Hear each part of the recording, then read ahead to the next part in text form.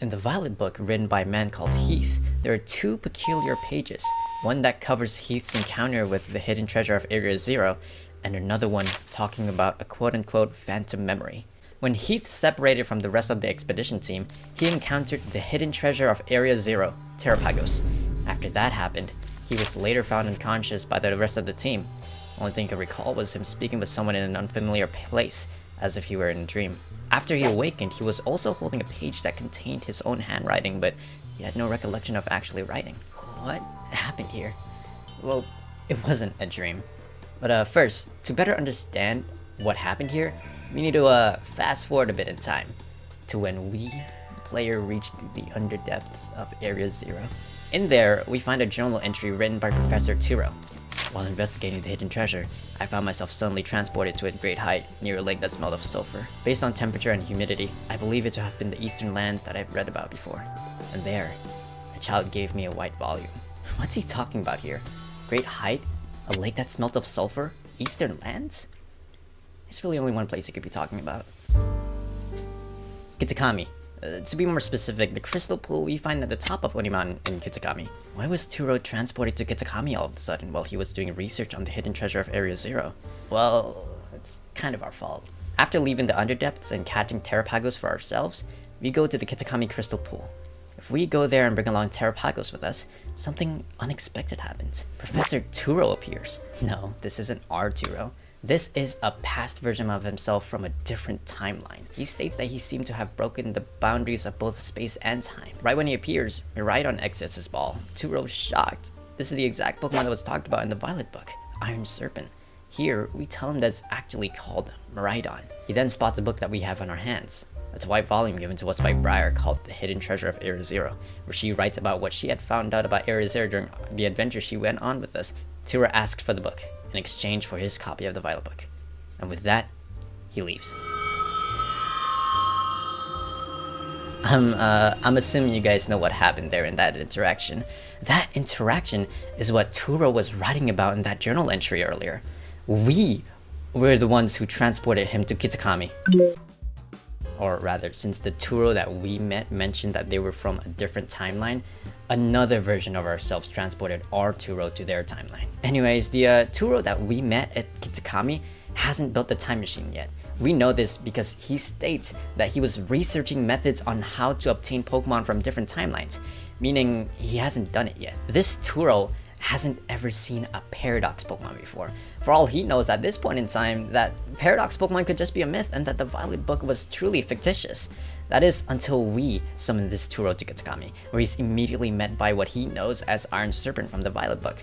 This meeting with Iron Serpent serves as confirmation for him that Paradox Pokemon are indeed real. Confirmation that Paradox Pokemon exist and more knowledge about Area Zero written by Briar is what Turo gained from being summoned in Kitakami.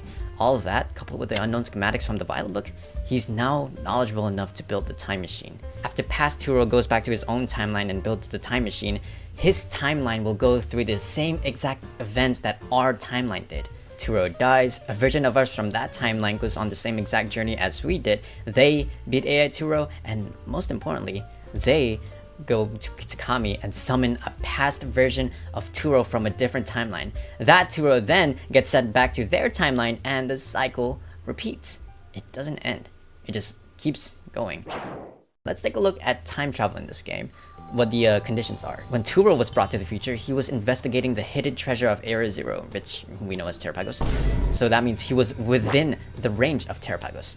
He was also in an area with terrestrial energy. When we summoned that Turo, we were also in the range of Terrapagos and was also in an area with terrestrial energy. These are the conditions for Time Traveler. The summoner can only summon a subject that has been near Terrapagos and terrestrial energy at any point in time, alongside the summoner as well needing to meet those conditions. Now that we've got an understanding of how time traveling works, let's take a look back at Heath. Okay, let me go by this quickly. When he separated from the rest of the expedition team, he encountered Terrapagos. After that happened, he was later found unconscious by the rest of the team. Only thing he could recall was him speaking with someone in an unfamiliar place as if he were in a dream. He was also holding a page that contained his own handwriting, but he had no recollection of actually writing. Okay. What happened here? Well, like I said, it wasn't a dream. Heath was transported to the future. Just like Turo, Heath was in an area with terrestrial energy and was also close to Terrapagos. Heath was summoned to the future in a different timeline as we, the player, did to Turo. So, who summoned Heath? Well, it was the person he was talking to. Who was that person? Heath. Heath was summoned by a future version of himself from a different timeline. That's why when Heath woke up, he was holding a page in his hand that had his handwriting, but he had no memory of actually writing because he really didn't write it. It was his future self. What was on that page? Schematics. Schematics for the time machine. So why does future Heath know about schematics for a time machine? Because future Heath was given that same page to him by another future Heath. You see, future Heath has experienced the same shit that our Heath has experienced. Future Heath has also encountered a future version of himself who gave him that page just like our Heath did. And the future version of future Heath's future self has done and experienced the same thing by a future version of himself. Just like with what happened to Turo, the cycle repeats itself. It never ends. It just keeps going. Just like how Miraidon got its name.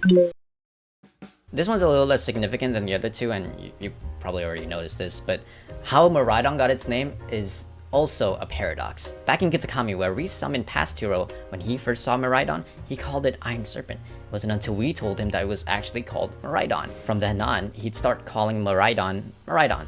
It's because of us. But we only call it Miraidon because our Turo called it that. Paradox number 3, the cycle repeats. Game Freak really wants to like hammer it home with this whole paradox thing. It's a little egregious. Alright, that is the end of this video. And you might be thinking, why the fuck are you making this in February? The game, the DLC came out 3 months ago. It's April. Yeah, I guess that's about it. Thanks for watching.